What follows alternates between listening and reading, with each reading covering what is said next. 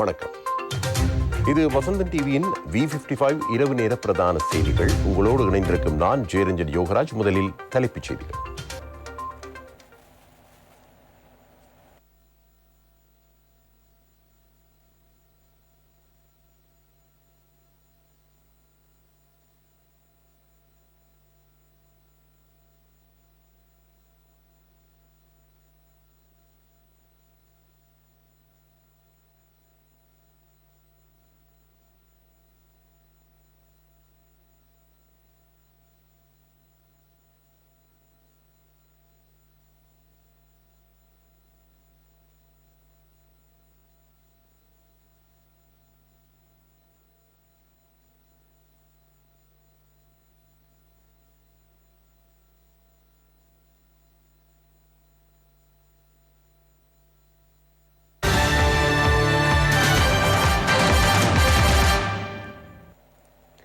இனி விரிவான செய்திகள். மக்கள் உணரக்கூடிய வகையில் நாளை நள்ளிரவு முதல் லிட்ரோ எரிவாயுவின் விலை குறைக்கப்படும் என அதன் தலைவர் முதித்த பீரிஸ் தெரிவித்தார். வரலாற்றில் இடம்பெற்ற ஆகக்கூடிய விலை குறைப்பாக இது இருக்கும் என லிட்ரோ நிறுவனத்தின் தலைவர் சுயாதீன தொலைக்காட்சிக்கு தெரிவித்தார். நாளை முற்பகல் புதிய விலைகள் அறிவிக்கப்பட உள்ளன. கடந்த சில மாதங்களாக நிலவிய கடும் பொருளாதார பிரச்சினைகள், உலக சந்தையில் எரிவாயு விலை அதிகரித்தமை ஆகிய காரணமாக பல சந்தர்ப்பங்களில் எரிவாயு விலை அதிகரிக்கப்பட்டது. எவ்வாறெனினும் உலக சந்தையில் எரிவாயு விலை குறைவடைந்தமை மற்றும் அமெரிக்க டாலருக்கு இணைவாக ரூபா வலுப்பெற்றுள்ளமை ஆகிய காரணங்களை கவனத்திற்கொண்டு நுகர்வு மக்களுக்கு நிவாரணம் வழங்கும் நோக்கில் இவ்வாறு எரிவாயு விலை குறைக்க லிட்ரோ நிறுவனம் தீர்மானித்துள்ளது. வெளிநாட்டு பணியாளர்களுக்கு விமான நிலையத்தில் வழங்கப்படுகின்ற தீர்வையற்ற வரி நிவாரணத்தை அதிகரித்துள்ளதாக அமைச்சர் மனுஷ நாணேக்கார தெரிவித்தார். மே மாதம் 1ஆம் தேதி முதல் இந்த நிவாரணம் அமலுக்கு வருவதாக இன்று இடம்பெற்ற ஊடக சந்திப்பில் அமைச்சர் குறிப்பிட்டார். வெளிநாட்டில் பணிபுரியும் இலங்கை பணியாளர்களுக்கு 5 பிரிவுகளின் கீழ் இந்த நிவாரணம் வழங்கப்படும். 2400 முதல் $4799 வரை அனுப்பியுள்ள பணியாளர்களுக்கு $600 மேலதிக தீர்வை வரி நிவாரணம் வழங்க முடியும். 4800 முதல் $7199 கிடைப்பட்ட டாலரை அனுப்பியுள்ளவர்களுக்கு $960 தீர்வை வரி நிவாரணம் கிடைக்கும். அதேபோல் 7200 முதல் $11,999 வரை அனுப்பியுள்ள பணியாளர்களுக்கு $1440 தீர்வை வரி நிவாரணம் வழங்கப்படும். 12,000 முதல் $23,999 வரை அனுப்பியுள்ளவர்களுக்கு $2,400 தீர்வை வரி நிவாரணம் கிடைக்கும். 24,000 அல்லது அதற்கு அதிக டாலர்களை அனுப்பியுள்ள பணியாளர்களுக்கு $4,800 மேலதிக தீர்வை வரி நிவாரணம் கிடைக்கும் என அமைச்சர் மனுஷ நாணேக்கார தெரிவித்தார். கடந்த மே மாதம் நாடு இருந்த நிலைமையிலிருந்து மீள் எழும்ப வெளிநாட்டில் பணிபுரியும் இளைஞர்கள் பாரிய ஒத்துழைப்புகளை வழங்கினர். அவர்களிடம் ஒத்துழைப்பு பெறுவதற்கு பல்வேறு வேலை திட்டங்கள் முன்னெடுக்கப்பட்டன. இலங்கைக்கு இப்போதும் வாகனங்களை இறக்குமதி செய்ய அனுமதி வழங்கப்படுவதில்லை. ஆனால் வெளிநாட்டு பணியாளர்களுக்கு மாத்திரமே வாகனங்களை இறக்குமதி செய்ய அனுமதி பத்திரம் வழங்கப்பட்டுள்ளது. அனுப்பும் பணத்துக்கு அமைய தீர்வை வரி நிவாரணம் வழங்க அமைச்சரவை அனுமதி வழங்கியது. அவர்களுக்கு கடன் வசதியை வழங்கவும் அமைச்சரவை அனுமதி வழங்கியது. அதிக வட்டி இருப்பின் பணியாளர்கள் குறைந்த வட்டியில் கடன் வழங்கி எஞ்சிய சுமையை வெளிநாட்டு வேலைவாய்ப்பு பணியகம் ஏற்றுக்கொள்ளும். அனுப்பும் டாலரின் அளவுக்கு அமைய வவுச்சர்கள் வழங்கப்பட உள்ளன. அதற்கான அனுமதியும் கிடைத்துள்ளது. சில்வர் பிளஸ் என அனுப்பிய பணத்துக்கு அமையவும், கோல்டு பிளஸ் என அனுப்பிய காலத்துக்கு அமைவாகவும், அதேபோல் காலத்தை வைத்து பிளாட்டினம் என்ற வகைப்படத்திலும் ஏற்படுத்தப்பட்டு அந்த இலங்கை பணியாளர்கள் நாட்டுக்கு வருகை தரும் போது இதன் அடிப்படையில் பாரிய வரி நிவாரணம் வழங்கப்படும். අහුවෙනවා. ඒ අය ලංකාවට එනකොට ඒ අයට සුදුසුකම තියෙනවා. ඉතාමත්ම විශාල මුදලක තීරුබදු සහනයක හිමිකරුවෙක් බවට පත්වෙනවා. சர்வதேச நாணய நிதியத்திடம் செல்ல அரசாங்கம் எடுத்த முடிவு பிரபலியமான முடிவு அல்ல என்று நிதி ராஜாங்க அமைச்சர் ரஞ்சித் சிம்பலாபிரிய தெரிவித்தார். அதற்காக நாம் அனைவரும் ஒன்றிணைந்து செயல்பட வேண்டும் என அவர் மேலும் குறிப்பிட்டார். கடந்த ஆண்டு நாம் இருந்த மிக மோசமான நிலையை சற்று சிந்தித்து பார்க்க வேண்டும். IMF உதவியை நாடுவதன்றி வேறு வழி இருக்கவில்லை. இதனை நினைக்கும் விதம் வித்தியாசமானது. அமைச்சர்கள் அமைச்சரவையிலிருந்து எழுந்து செல்வதாக அச்சுறுத்திய நாடு இது. மக்களின் அன்றாட நடவடிக்கைகளுக்கு பல அழுத்தங்கள் ஏற்படலாம். குறிப்பாக கீழ்மட்டத்தை போன்று நடுத்தர மட்டத்தையும் இது பாதிக்கும். இதனை விட வேறு மாற்று வழி இருக்கவில்லை. இவ்விடத்திலேயே 16 தடவைகள் IMF சென்று திரும்ப வேண்டி ஏற்பட்டது. ஜனாதிபதிக்கு இதனை நேரடியாக பேச முடியும். அவர் 20 ஆண்டுகளுக்கு முன்னரே இது பற்றி பேசியுள்ளார். நாம் எதிர்பார்த்திருந்தோம், அதனால் நாம் பிரபலமடைந்தோம். இன்றும் இதனை பிரபலியமாக பேச முடியும். நாடு என்ற வகையில் இதனை விட வேறு பாடங்களை கற்க இடமில்லை. 18வது தடவையாகவும் நாம் IMF செல்ல மாட்டோம். அனைவரும் இதன் பங்காளராக மாற வேண்டும்.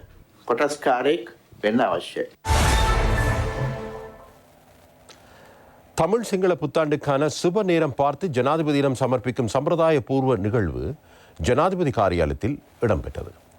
நல்ல நேரம் குறிக்கப்பட்ட அறிக்கையை புத்த சாசன மத விவகாரம் மற்றும் கலாசார அலுவல்கள் அமைச்சர் விதுர விக்ரமநாயக்க ஜனாதிபதி ரணில் விக்ரமசிங்கவிடம் கையளித்தார்.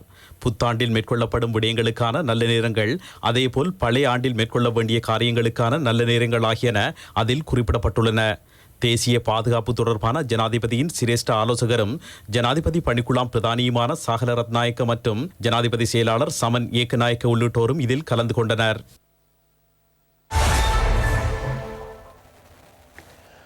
பண்டிகை காலத்தில் தொடர்ச்சியாக முட்டையை விநியோகிக்கக்கூடிய வாய்ப்பு உள்ளதாக முட்டை உற்பத்தியாளர்கள் சங்கம் தெரிவிக்கிறது. அதனால் எதிர்காலத்தில் முட்டையை இறக்குமதி செய்ய வேண்டிய தேவை இல்லை என்றும் அவர்கள் சுட்டிக்காட்டுகின்றனர். பண்டிகை காலத்தில் முட்டை தேவையினை பூர்த்தி செய்வதற்கு நடவடிக்கை எடுக்கப்பட்டுள்ளது.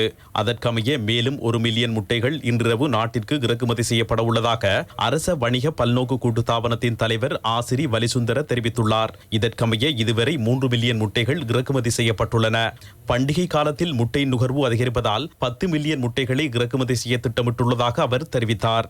முட்டை உற்பத்தியாளர் சங்கம் உள்ளிட்ட 6 சங்கங்கள் இன்றைய தினம் கோழி பண்ணைக்கு கண்காணிப்பு விஜயம் ஒன்றை மேற்கொண்டனர். இதன்போது பண்ணை உரிமையாளர்கள் தாம் தொடர்ந்து முட்டை விநியோகிக்க நடவடிக்கை எடுப்பதாக அச்சங்கத்தின் பிரதிநிதிகளிடம் தெரிவித்தனர்.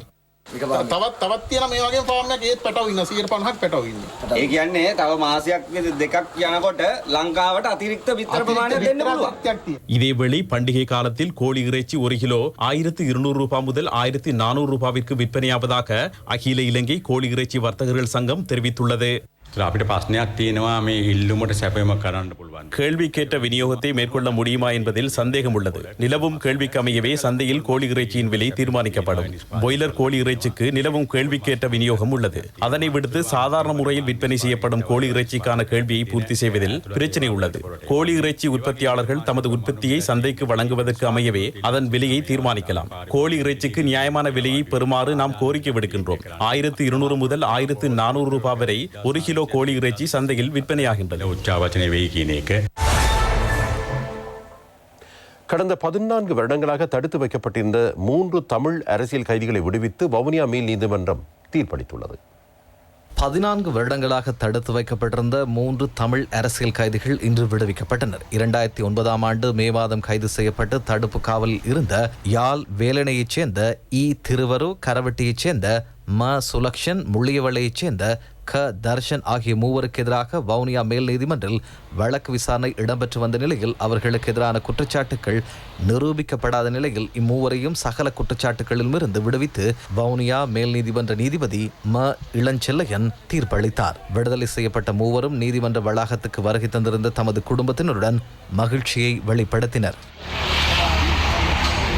விளக்கமறியலும் தடுப்பு காலம் வைக்கப்பட்டிருந்த திருவருள், சுலக்ஷன், தர்ஷன் ஆகியோர் இன்றைய தினம் மேல் நீதிமன்றத்தினால் விடுதலை செய்யப்பட்டிருக்கிறார்கள். கிட்டத்தட்ட 14 வருடங்களாக இவர்கள் தடுப்பு காவலும் விளக்கமறியல் இருந்த நிலையில் இன்றைய தினம் கௌரவ மேல் நீதிபதி திரு இளஞ்செழியன் அவர்களினால் விடுதலை செய்யப்பட்டிருக்கிறார்கள். இவர்கள் அனைவரும் அனைத்து குற்றச்சாட்டிலும் விடுவித்து இன்றைய தினம் விடுதலை செய்யப்பட்டிருக்கிறார்கள். நான் நினைக்கிறேன் என்னால் செய்யப்பட்ட மிக நீண்ட காலம் விளக்கமறியலில் இருந்த அரசியல் கைது வழக்காக இது எனக்கு காணப்படுகின்றது. உண்மையிலே மிகவும் மகிழ்ச்சியான நாள் எனக்கு. 14 வருடங்களாக கிட்டத்தட்ட 5065 நாட்கள் தடுத்து வைக்கப்பட்டிருக்கிறோம். இந்த வழக்குக்கு நிறைய பிரச்சனைகள் இடைஞ்சல்கள் வந்தது. இந்த வழக்கை செய்ய விடாமல் இங்கேருந்து ட்ரான்ஸ்ஃபர் பண்ணி பிறகு அன்றாவதுலேருந்து திரும்ப ஐயாக்கெல்லாம் இங்கே எடுத்து இன்னைக்கு உண்மையில இந்த வழக்கிலிருந்து எங்களுக்கு விடுதலை கிடைச்சிருக்கு. இதே மாதிரி எங்களை போல இன்னும் 21 பேர் இந்த சந்தேகத்தின் அடிப்படையில் தடுத்து வைக்கப்பட்டிருக்கணும். அவையும் எங்களை மாதிரி நீதிமன்றத்தினோடாவோ இல்லை வேறு ஏதோ அடிப்படையில் அவைகளும் விடுதலை செய்யப்படணும். இதில் விடுதலை செய்யறது எங்களுக்கு எல்லாருக்கும் சந்தோஷமாக கிடக்கு. இவ்வளோ காலத்தில் நாங்கள் இப்படி ஒரு தீர்ப்பு எங்களுக்கு வருமன்றதை எதிர்பார்த்து தான் இருந்த நாங்கள் இப்போ இன்னும் இருக்கிற 21 அரசியல் கைதிலும் வெளியில் வந்தால் இன்னும் நாங்கள் சந்தோஷப்போம். சஜித் பிரேமதாச, அனுரகுமார டிசானாக ஆகியோர் நாட்டை பொறுப்பேற்க முன்வராத நிலையில் துணிந்து வந்தவர் ஜனாதிபதி ரணில் விக்ரமசிங்க என்று ராஜாங்க அமைச்சர் எஸ் வியாளேந்திரன் தெரிவித்தார்.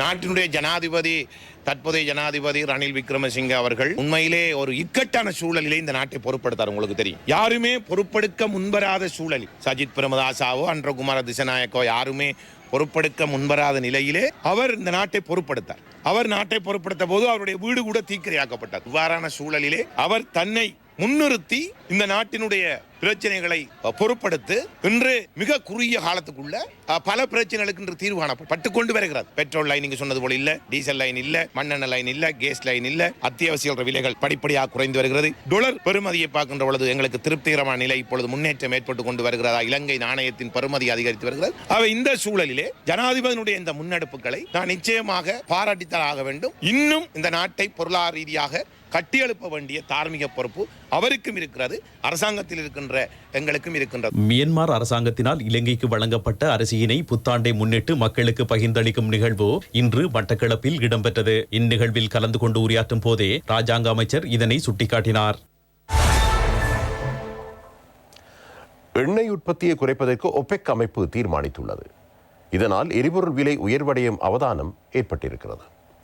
உலகில் கனிய எண்ணெய் உற்பத்தியில் முன்னிலையில் உள்ள நாடுகள் இணைந்து உருவாக்கிய ஒபெக் அமைப்பின் மூலம் உலக எரிபொருள் தேவையின் 40% பூர்த்தி செய்யப்படுகிறது. இந்நிலையில் பொருளாதார ஸ்திரத்தன்மைக்காக பாதுகாப்பு வேலை திட்டங்களை முன்னெடுக்கும் நோக்கில் தமது அமைப்பில் அங்கம் வகிக்கும் நாடுகள் எண்ணெய் உற்பத்தியை குறைப்பதற்கு தீர்மானித்துள்ளதாக ஒபெக் அமைப்பு நேற்று அறிவித்தது. இதன் மூலம் நாளொன்றில் 1 பில்லியன் பீப்பாய் எண்ணெய் குறைவடையும் என சுட்டிக்காட்டப்பட்டுள்ளது. இதற்கமைய சவுதி அரேபியா தமது மசகு எண்ணெய் உற்பத்தியில் 5 லட்சம் மில்லியன் பீப்பாய்களையும், ஈராக் 2,11,000 பீப்பாய்களையும், ஐக்கிய அரபு ராஜ்யம் 1,44,000 பீப்பாய்களையும், குவைத் 1,28,000 பீப்பாய்களையும் குறைப்பதற்கு தீர்மானித்துள்ளன. அத்துடன் கசகஸ்தான் 78,000 எண்ணெய் பீப்பாய்களையும், அல்ஜீரியா 48,000 பீப்பாய்களையும், ஓமான் 40,000 பீப்பாய்களையும் உற்பத்தியிலிருந்து குறைப்பதற்கு தீர்மானித்துள்ளன. இந்த செயற்பாட்டை அடுத்து உலக சந்தையின் பிராண்ட் ரக மசகு எண்ணெயின் விலை $5.16 உயர்வடைந்துள்ளது.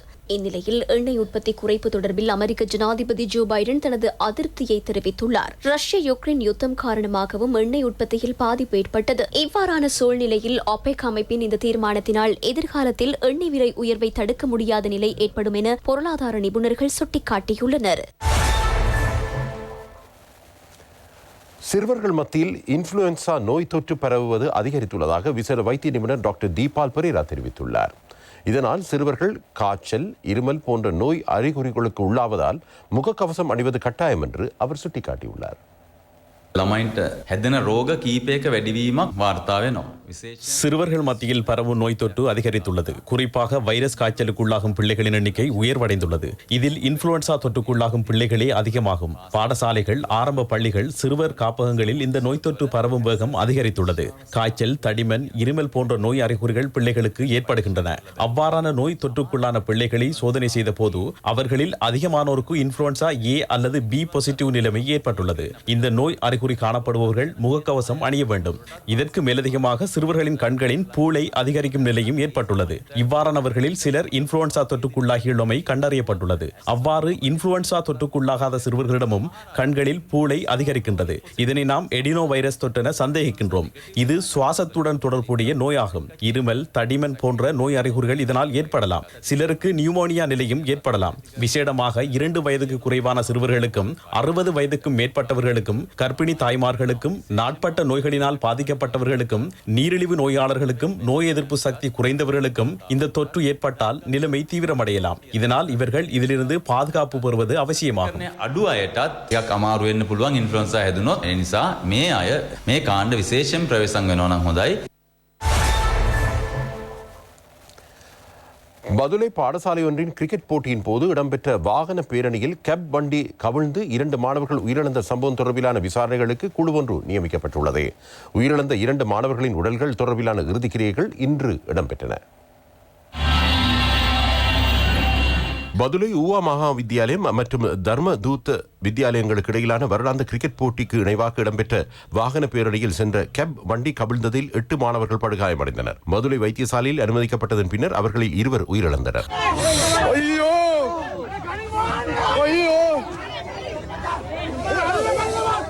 அவர்கள் பதுளை தர்மதூத கல்லூரியின் 12ஆம் தரத்தில் கல்வி பயிலும் 2 மாணவர்கள் என அடையாளம் காணப்பட்டுள்ளனர். இவர்களது பூத உடல்கள் பதுளை பொது மயானத்தில் ஒரே இடத்தில் அடக்கம் செய்யப்பட்டன. அவர்களுக்கு இறுதி அஞ்சலி செலுத்துவதற்காக பெரும் எண்ணிக்கையிலான மக்கள் வருகை தந்திருந்தனர். இதேவேளை கிரிக்கெட் போட்டியின் போது இடம்பெற்ற வாகன பேரணி பாடசாலை நிர்வாகத்தினால் ஏற்பாடு செய்யப்பட்டது அல்ல என்று தர்மதூத வித்தியாலயத்தின் அதிபர் HM செனராத் பண்டார தெரிவித்தார். வாகன பேரணி ஒன்று இடம்பெறுவது தொடர்பில் தகவல் அறிந்ததும் அதனை நிறுத்துவதற்கு நடவடிக்கை எடுக்குமாறு பதுளை போக்குவரத்து போலீஸ் அதிகாரிகளுக்கு அறிவித்ததாகவும் அவர் குறிப்பிட்டார். சம்பவம் தொடர்பில் விசாரணைகளை மேற்கொள்வதற்கென ஊவா மாகாண கல்வி செயலாளரின் ஆலோசனைக்கு அமைய குழு ஒன்று நியமிக்கப்பட்டுள்ளது. செய்திகள் தொடர்கின்றன. டயனா கமகியின் பாராளுமன்ற உறுப்பினர் பதவியை ரத்து செய்து எழுத்தாணை உத்தரவை பிறப்பிக்க கோரி தாக்கல் செய்யப்பட்டுள்ள மனு மீதான தீர்ப்பு ஜூன் மாதம் 6ஆம் தேதி அறிவிக்கப்படும் என மேன்முறையீட்டு நீதிமன்றம் அறிவித்துள்ளது. இதேவேளை கைது செய்யப்பட்ட சந்தேக நபர்களை விசாரணைக்கு அழைத்துச் செல்லும் போது அவர்களுக்கு உயிராபத்து ஏற்படும் வகையில் இடம்பெறும் சம்பவங்களை தடுக்கும் வகையில் பின்பற்ற வேண்டிய வழிகாட்டல்கள் போலீஸ் திணைக்களத்தினால் உயர்நீதிமன்றத்தில் முன்வைக்கப்பட்டுள்ளன. நீதிமன்ற உத்தரவை செயற்படுத்த தவறியமை தொடர்பில் விளக்கம் அளிப்பதற்காக போலீஸ் மாதிபர் உயர் நீதிமன்றத்துக்கு வருகை தந்தபோது அவர் சார்பில் மன்றில் ஆஜரான மேலதிக சொலிசிட்டர் ஜெனரல் இதனை முன்வைத்தார். 2008ஆம் ஆண்டு கொம்பனி வீதி போலீசாரினால் கைது செய்யப்பட்ட முகமது இர்ஃபான் என்ற சந்தேக நபர் விசாரணைகளுக்கென அங்கிருந்து அழைத்துச் செல்லப்பட்ட சந்தர்ப்பத்தில் அவர் தப்பிச் செல்ல முயற்சித்தார். இதனை தடுப்பதற்காக போலீசார் நடத்திய துப்பாக்கிச் சூட்டில் சந்தேக நபர் உயிரிழந்தார். இதற்கெதிராக சந்தேக நபரின் மனைவி தாக்கல் செய்த மனு மீதான தீர்ப்பை வழங்கியிருந்த உயர்நீதிமன்றம் இவ்வாறான சம்பவங்கள் எதிர்காலத்தில் இடம்பெறுவதை தடுக்கும் வகையில் வழிகாட்டுதல்களை தயாரிக்குமாறு உத்தரவிட்டது. அதனை பிப்ரவரி 24ஆம் தேதி நீதிமன்றத்தில் தாக்கல் செய்யுமாறும் போலீஸ் மாதிபருக்கு அறிவிக்கப்பட்டிருந்தது. எனினும் அன்றைய தினம் இடம்பெற்ற வழக்கு விசாரணையின் போது குறித்த வழிகாட்டல்கள் முன்வைக்கப்படவில்லை. இது குறித்து விளக்கம் அளிக்குமாறு விடுக்கப்பட்ட அழைப்பாணைக்கமைய போலீஸ் மாதிபர் இன்று உயர் நீதிமன்றத்தில் ஆஜரானார். ராஜாங்க அமைச்சர் டயானா கமகேவின் பாராளுமன்ற உறுப்பினர் பதவியை வலுவிழக்க செய்யுமாறு கோரி தாக்கல் செய்யப்பட்ட மனு தொடர்பிலான எழுத்து மூல விளக்கங்கள் இருப்பின் அதனை மே மாதம் 18ஆம் தேதிக்கு முன்னர் சமர்ப்பிக்குமாறு மேன்முறையீட்டு நீதிமன்றம் மனுதாரருக்கு உத்தரவிட்டுள்ளது. சமூக செயற்பாட்டாளரான ஓசல ஹேரத் என்பவர் இம்மனுவை தாக்கல் செய்துள்ள நிலையில் அதில் டயானா கமகே பிரித்தானிய குடியுரிமை கொண்டுள்ளவர் என்பதால் அவர் பாராளுமன்ற உறுப்பினர் பதவியை கொண்டிருப்பது அரசியலமைப்பு ரீதியில் முரணானதென சுட்டிக்காட்டியுள்ளார். அனைத்து பல்கலைக்கழக மாணவர் படையணியின் ஏற்பாட்டாளர் வசந்த புதுலிகேவை விடுதலை செய்வதற்கு கொழும்பு நீதவான் நீதிமன்றம் எடுத்த தீர்மானத்திற்கு எதிராக சட்டமாதிபர் தாக்கல் செய்த மேன்முறையீட்டை ஜூன் 1ஆம் தேதி விசாரணைக்கு எடுக்க மேல் நீதிமன்றம் தீர்மானித்துள்ளது. மனு இன்றைய தினம் விசாரணைக்கு எடுக்கப்பட்ட போது பிரதிவாதியான வசந்த புதுலிகே மன்றில் ஆஜராகியிருந்தார். சட்டமாதிபர் சார்பில் பிரதி சொலிசிட்டர் ஜெனரல் டிலான் ரத்நாயக்க நீதிமன்றத்திற்கு விளக்கம் கொடுத்தார். சில சட்ட சிக்கல்களை சரி செய்வதற்காக மாத்திரம் இந்த மனுவை இன்று விசாரணைக்கு எடுக்குமாறு கோரிக்கை விடுத்ததாக அவர் குறிப்பிட்டார். இதற்கமைய வழக்குடன் தொடர்புடைய எழுத்துமூல விளக்கங்களை முன்வைக்குமாறு உத்தரவிட்ட நீதிமன்றம் ஜூன் மாதம் 1ஆம் தேதி மீண்டும் மனு விசாரணைக்கு எடுக்கப்படும் என அறிவித்தது. பயங்கரவாத தடுப்புச் சட்டத்தின் கீழ் கைது செய்யப்பட்டு விளக்கமறியலில் வைக்கப்பட்டிருந்த வசந்த புதுலிகேவிற்கு எதிராக போதிய சாட்சியங்கள் இல்லை என தெரிவித்து அவரை விடுவிப்பதற்கு கொழும்பு நீதவான் நீதிமன்றம் எடுத்த தீர்மானம் சட்டத்துக்கு முரணானதென சட்டமாதிபர் மேன்முறையீட்டை தாக்கல் செய்திருந்தார். இந்த தீர்மானத்தை மீள் பரிசீலனை செய்யுமாறு மனுவில் கோரப்பட்டுள்ளது. வடமத்திய மாகாண முன்னாள் முதலமைச்சர் SM ரஞ்சித் மீது கொழும்பு மேல் நீதிமன்றில் குற்றப்பத்திரம் தாக்கல் செய்யப்பட்டுள்ளது. அவர் பதவியில் இருந்த போது எரிபொருள் கொடுப்பனவாக 53,79,629 ரூபாவினை பெற்றுக் கொள்வதற்கு அரசு அதிகாரிகளை தூண்டிவிட்டமை உள்ளிட்ட 8 குற்றச்சாட்டுகள் சுமத்தப்பட்டுள்ளன. லஞ்ச ஊழல் ஆணைக்குழு வழக்கை தாக்கல் செய்துள்ளது. குற்றப்பத்திரம் தாக்கல் செய்யப்பட்டதன் பின்னர் SM ரஞ்சித் 10 லட்சம் ரூபாய் பெறுமதியான 2 சரீர பிணைகளில் விடுவிக்கப்பட்டார். மாவட்ட அபிவிருத்தி குழு கூட்டத்தில் மக்கள் பிரதிநிதி ஒருவரை பேர்டர் என பூர்வீக குடிகளின் பெயரைச் சொல்லி அழைத்தமை கண்டிக்கத்தக்கது என்றும் அதற்கு இரா சாணக்கியன் மக்கள் மத்தியில் மன்னிப்பு கோர வேண்டும் என்றும் தமிழ் மக்கள் விடுதலை புலிகள் கட்சியின் செயலாளர் பிரசாந்தன் தெரிவித்துள்ளார். கடந்த மட்டக்களப்பு மாவட்ட அபிவிருத்தி குழு கூட்டத்தின் போது பாராளுமன்ற உறுப்பினர் ரா சாணக்கியன் மற்றும் ராஜாங்க அமைச்சர் சிவனேசத்துறை சந்திரகாந்தனுக்கும் இடையில் கடும் வாய்த்தர்க்கம் ஏற்பட்டது.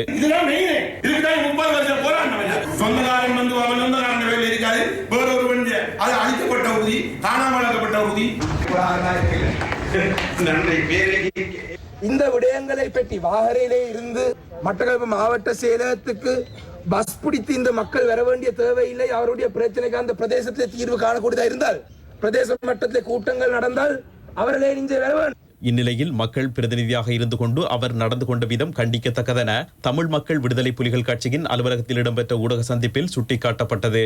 அங்கு அவர் குறிப்பிட்ட வார்த்தை பிரயோகமானது எமது பூர்வீக குடிகளை, அந்த வார்த்தையினை இங்கு குறிப்பிடுவதற்கு அனைவரும் மன்னிக்க வேண்டும்.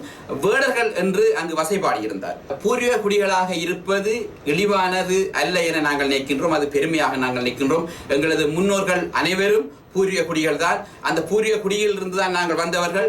தமிழர்கள் முன் தோன்றிய மூத்த தமிழர் சொல்லிக் கொண்டிருக்கிறோம். நாங்கள் எல்லாம் பூர்வீக குடிகள் என்பதில் பெருமை அடைகின்றோம். ஆனால் அவர் அங்கு குறிப்பிட்ட விடயமானது மிக ஆதிக்க திமிருடன் பூர்வீக குடிகளில் இருப்பவர்கள் அரசியலுக்கு வர முடியாது என்பதற்காக சொல்லியிருந்தாரா, அல்லது பூர்வீக குடிகளில் இருந்து யாரும் நிர்வாகம் செய்ய வரக்கூடாது என்பதனை இழுக்காக சொல்லியிருந்தாரா என்பது இங்கு கேள்விக்குறியாக இருக்கின்றது. ஆகவே அவ்வாறான வார்த்தையை பிரயோகித்தமைக்காக திரு சாணக்கிய ராகுல் ராஜபுத்திரன் அவர்கள் மக்கள் மத்தியில் பகிரங்கமாக மன்னிப்பு கோர வேண்டும். பெருந்தோட்ட மனிதவள அபிவிருத்தி நிதியத்தின் தலைவராக அரசியல் தொழிற்சங்க சமூக மற்றும் சர்வதேச செயல்பாட்டாளரான பாரத் அருள்சாமி நியமிக்கப்பட்டுள்ளார். அமைச்சர் ஜீவன் தொண்டமானினால் இந்த நியமனம் வழங்கப்பட்டுள்ளது. பெருந்தோட்டத் துறையின் மனிதவள அபிவிருத்தி, உட்கட்டமைப்பு மற்றும் துறைசார் அபிவிருத்திக்கு பொறுப்பாக செயல்படும் மிக முக்கிய நிறுவனமே பெருந்தோட்ட மனிதவள அபிவிருத்தி நிதியமாகும். நீர்வளங்கள் மற்றும் தோட்ட உட்கட்டமைப்பு அபிவிருத்தி அமைச்சின் கீழ் குறித்த நிறுவனம் இயங்கி வருகிறது. இதற்கு முன்னரும் பாரத் அருள்சாமி பெருந்தோட்ட மனிதவள அபிவிருத்தி நிதியத்தின் தலைவராக இருந்துள்ளார். அப்போது அவரின் செயல்பாடுகள் சிறப்பாக அமைந்திருந்தன. இதனை கருதியே அவருக்கு மீண்டும் இந்த பதவி வழங்கப்பட்டுள்ளது. ரசாயன உர பயன்பாட்டுக்கு விதிக்கப்பட்ட தடையினால் 2021ஆம் ஆண்டில் பெரும்போகத்தில் 1 ஏக்கரில் பெறப்பட்ட நெல் அறுவடை 53% குறைவடைந்துள்ளதாக ஆய்வில் தெரியவந்துள்ளது. 2021ஆம் ஆண்டு பெரும்போகத்தில் ரசாயன உர பயன்பாட்டுக்கு விதிக்கப்பட்ட தடையினால் விவசாயத்துக்கு ஏற்பட்ட பாதிப்பு தொடர்பில் ஹெக்டர் கொப்பை கடுவ கமநல பயிற்சி மற்றும் ஆராய்ச்சி நிறுவனம் ஆய்வொன்றை நடத்தியது. இது தொடர்பிலான 5 ஆய்வறிக்கைகள் அமைச்சர் மஹிந்த அமரவீரவிடம் கையளிக்கப்பட்டன. நெல், மரக்கறி, உருளைக்கிழங்கு பயிற்சிகை மற்றும் பூ பயிற்சிகை ஆகிய தொடர்பிலும் இவ்வாய்வில் கவனம் செலுத்தப்பட்டது. 2021ஆம் ஆண்டு பெரும்போக பயிற்சிகைக்கு ரசாயன உர பயன்பாட்டுக்கு விதிக்கப்பட்ட தடையின் மூலம் அனைத்து வகையான செய்கைகளும் வீழ்ச்சி அடைந்ததுடன் நெல் விளைச்சலும் குறைவடைந்ததாக தெரிய வந்துள்ளது. இதேவேளை சிறு போகத்தில் கிருமி நாசினிகளின் விலையை குறைப்பது தொடர்பான பேச்சுவார்த்தை ஒன்று அமைச்சர் மஹிந்த அமரவீர தலைமையில் இடம்பெற்றது. சந்தையில் கிருமி நாசினிகளின் விலை குறைந்துள்ளமை, டாலருக்கு இணைவாக ரூபா வலுப்பெற்றுள்ளமை ஆகிய விடயங்களை அடிப்படையாக கொண்டு விலை குறைப்பை மேற்கொள்ள முடியும் என இங்கு சுட்டிக்காட்டப்பட்டது. இந்நிலையில் சகல கிருமி நாசினிகளிலும் விலையினை 120% குறைப்பதற்கும் சிலவற்றை 140% வரை விலை கழிவு கொடுத்து விற்பனை செய்வதற்கும் சகல நிறுவனங்களும் இங்கு இணக்கம் வெளியிட்டன. கடந்த பெரும்போகத்திலும் பார்க்க 20% விலை குறைப்புடன் கிருமி நாசினிகளை வழங்க இணக்கம் காணப்பட்டது. மேலும் பல கிருமி நாசினிகள் 40% குறைப்பதற்கும் இணக்கம் காணப்பட்டது. எதிர்வரும் சிறுபோகத்தில் கணிசமான தொகை விலை குறைந்து விவசாயிகளுக்கு அந்த நிவாரணத்தை வழங்க நாங்கள் எதிர்பார்த்துள்ளோம். சட்டவிரோதமாக இலங்கைக்கு இறக்குமதி செய்யும் பல்வேறு வழிகளில் இலங்கைக்கு கிடைக்கும் தரம் குறைந்த கிருமி நாசினிகளை முற்றுகையிடும் நடவடிக்கைகளை துரிதமாக்குவதற்கு நடவடிக்கை எடுக்குமாறும் நாம் ஆலோசனை வழங்கியிருக்கின்றோம். அவற்றை விற்பனை செய்யும் முகவர்களின் முகவர் உரிமையையும் ரத்து செய்வதற்கு ஆலோசனை வழங்கியுள்ளோம். கடந்த வருடம் உரிய வேளையில் தமக்கு பசலை கிடைக்காமையினால் தாம் பெரும் நட்டத்தை எதிர்கொண்டதாகவும், ஆனால் இவ்வருடம் விவசாயிகளின் நலன் கருதி அரசாங்கம் உரிய வேளையில் தமக்கு பசலைகளை வழங்கியுள்ளதால் தாம் மகிழ்ச்சி அடைவதாகவும் மட்டக்களப்பு மாவட்ட விவசாயிகள் தெரிவிக்கின்றனர். போன வருஷம் வந்து நாங்கள் பெரும்போகத்தில் சிறுபோகத்தில் எல்லாம் சரியான இழப்பை கண்டனாங்க. ஏன்னா பசலை மானியம் வராத காரணத்தாலையும் வெளியிடத்த பயலை 50,000 ரூபா ஒரு அந்த யூரியா கொடுத்து வேண்டி போட்டதாலையும் சரியான இழப்பை எதிர்பார்த்துனாங்க. இந்த போகத்தில் வந்து இந்த மானியத்தில் உரம், இந்த சேதன பயலை அது தாரது எங்களுக்கு மனமார்ந்த நன்றி. இனி வருங்காலங்களிலும் எங்களுக்கு இந்த பயலை ஒழுங்கான முறையில் நேர காலத்தோடு தந்து தட்டுப்பாடு இல்லாமல் தரும்படியும் வினயமாக கேட்டுக்கொள்கிறோம். தந்த சங்கத்துக்கு எங்கள் நன்றியை தெரிவித்துக் கொள்வோம். இலங்கை கலைஞரும் இந்தியாவின் பிரபல பாடலாசிரியருமான ஐயோசாமி புகழ் பொத்துவில் அஸ்மின் எழுதிய சண்டாளனே ஏதோ ஆகிறேனே பாடல் வெளியீட்டு விழா சென்னை SRM பல்கலைக்கழக வடபழனி வளாகத்தில் இடம்பெற்றது. இயக்குனர் ராசையா கண்ணன் இயக்கத்தில் உண்மை சம்பவத்தை கொண்டு உருவாகியுள்ள இது கதையல்ல நிஜம் பட AR ரஹ்மானிடம் பல ஆண்டுகள் பணிபுரிந்த தாஜ் நூர் இப்படத்துக்கு இசையமைத்துள்ளார். இந்நிலையிலேயே குறித்த பாடலை வெளியிட்டு வைக்கும் நிகழ்வு சென்னை SRM பல்கலைக்கழக வடபழனி வளாகத்தில் இடம்பெற்றது. இயக்குனர் அமீர் பாடலை வெளியிட்டு வைத்தார். இதன்போது பாடலாசிரியர் பொத்துவில் அஸ்மினும் கருத்து வெளியிட்டார். யூடியூப் தளத்திலே எங்களுடைய சண்டாளனே பாடல் இருக்கிறது. ஒரு 3 நிமிடங்கள் எங்களுக்காக நீங்கள் ஒதுக்கி அந்த பாடலை பார்த்து நீங்கள்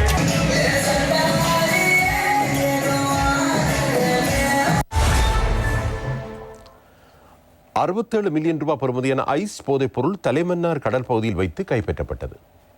தலைமன்னார் மணல் திட்டு கடற்பகுதியில் நடத்தப்பட்ட சுற்றிவளைப்பின் மூலம் கடலில் மிதந்து கொண்டிருந்த நிலையில் 4 கிலோவுக்கும் அதிக ஐஸ் போதைப் பொருள் மீட்கப்பட்டுள்ளது. வடமத்திய கடற்படைக்கு சொந்தமான படகுகள் ரோந்து நடவடிக்கையில் ஈடுபட்ட போதே போதைப் பொருள் கைப்பற்றப்பட்டுள்ளது. இவற்றின் மொத்த நிறை 4 கிலோ 500 கிராம் என தெரியவந்துள்ளது. குத்தகை தவணை பணத்தை செலுத்த முடியாத முச்சக்கர வண்டி உரிமையாளர்களுக்கு சிறு தொகை பணத்தை வழங்கி வாகனத்தை பெற்றுக்கொண்டு அவற்றுக்கு போலி ஆவணங்களை தயாரித்து விற்பனை செய்யும் மோசடியில் ஈடுபட்டு வந்த இருவர் களனியில் கைது செய்யப்பட்டுள்ளனர். நுகேகொட குற்றப்புலனாய்வு பிரிவு சுற்றி வளைப்பை மேற்கொண்டுள்ளது. மோட்டார் சைக்கிள்களை கொள்வனவு செய்யும் தோரணையில் 8 மோட்டார் சைக்கிள்களை திருடிய நபரொருவர் மேல் மாகாண குற்றத்தடுப்பு பிரிவினரால் கைது செய்யப்பட்டுள்ளார். அவரிடமிருந்து சுமார் 50 லட்சம் ரூபாவிற்கும் அதிக பெறுமதி கொண்ட மோட்டார் சைக்கிள்கள் கைப்பற்றப்பட்டுள்ளன. ஹோமாகம, கொட்டாவ, கெஸ்பேவ, பிலியந்தலை மற்றும் ககத்துடுவ பிரதேசங்களில் அவர் கொள்ளை சம்பவங்களில் ஈடுபட்டுள்ளதாக தெரியவந்துள்ளது. அதற்கென பயன்படுத்தப்பட்ட 2 கையடக்க தொலைபேசிகள் மற்றும் 4 சிம் அட்டைகளும் போலீசாரினால் மீட்கப்பட்டுள்ளன. 141 மில்லியன் ரூபாவுக்கும் அதிக பெறுமதி கொண்ட கேரள கஞ்சாவுடன் இருவர் கடற்படையினரால் கைது செய்யப்பட்டுள்ளனர். வடக்கு கடல் பகுதியில் வைத்து 428 கிலோ 900 கிராம் எடை கொண்ட குறித்த கேரள கஞ்சா கைப்பற்றப்பட்டது. 2 சந்தேக நபர்களும் யாழ் அனலைத்தீவு பகுதியைச் சேர்ந்தவர்கள் என கடற்படை தெரிவித்துள்ளது. மேலும் சில செய்திகளின் தொகுப்பு அடுத்து. உதிரம் கொடுப்போம் உயிர் காப்போம் எனும் துணைப்பொருளில் ஆலையடி வேம்பு பிரதேச செயலகத்தில் இன்று இரத்த தான நிகழ்வு இடம்பெற்றது. அலுவலக உத்தியோகத்தர்கள் உள்ளிட்ட அதிகளவான குருதி நன்கொடையாளர்கள் இதில் கலந்து கொண்டனர். ஆலையடி வேம்பு பிரதேச செயலகம், பிரதேச சுகாதார வைத்திய அதிகாரி காரியாலயம் ஆகியன இணைந்து இந்நடவடிக்கையினை முன்னெடுத்திருந்தன. அக்கரைப்பற்று ஆதார வைத்தியசாலைக்கு இரத்த வங்கிக்கு ரத்தம் தேவைப்படும் நிலையில் பல்வேறு பிரதேசங்களிலும் இதுபோன்ற நிகழ்வுகள் முன்னெடுக்கப்பட்டு வருகின்றன. அம்பாறை காரைத்தீவு கமநல சேவை பிரிவுக்குட்பட்ட விவசாயிகளுக்கு தனியார் எரிபொருள் நிரப்பு நிலையத்தில் இலவச எரிபொருள் வழங்கும் நிகழ்வு இன்று இடம்பெற்றது. சீன அரசாங்கத்தின் உதவியுடன் ஜனாதிபதியின் வழிகாட்டலில் இலவச டீசல் வழங்கப்பட்டது. 118 விவசாயிகளுக்கு 1271 லிட்டர் டீசல் இங்கு பகிர்ந்தளிக்கப்பட்டது. பண்டாரவல பூனாகல கபரகல தோட்டத்தில் அண்மையில் ஏற்பட்ட மண் சரிவினால் பாதிக்கப்பட்ட 78 குடும்பங்களுக்கும் விரைவில் அரசாங்கம் புதிய வீடுகளை அமைத்துக் கொடுக்கும் என கல்வி ராஜாங்க அமைச்சர் அரவிந்தகுமார் தெரிவித்தார். பாதிக்கப்பட்ட மக்கள் தங்க வைக்கப்பட்டுள்ள மாக்காந்த முகாமுக்கு சென்று நிவாரண உதவிகளை வழங்கிய போதே அவர் இதனை தெரிவித்தார். அனர்த்த முகாமைத்துவ நிலையத்தோடு தொடர்பு கொண்ட போது தாங்கள் இந்த பிரதேசத்திலே 3 இடங்களை அடையாளம் கண்டதாகவும் அந்த 3 இடங்களிலே 2 இடங்கள் மண் பரிசோதனை செய்த போது அவை வீடமைப்பு திட்டத்திற்கு பொருத்தமான இடங்கள் இல்லை எனவும், அதே நேரத்தில் இன்னும் ஒரு இடம் பொருத்தமான இடமாக அமைந்திருக்கின்றது என்ற விடயத்தை எனது கவனத்திற்கு கொண்டு வந்திருக்கின்றார்கள். அந்த வகையிலே இப்பொழுது ஆரம்ப கட்ட பணிகள் ஆரம்பிக்கப்பட்டிருக்கின்றது.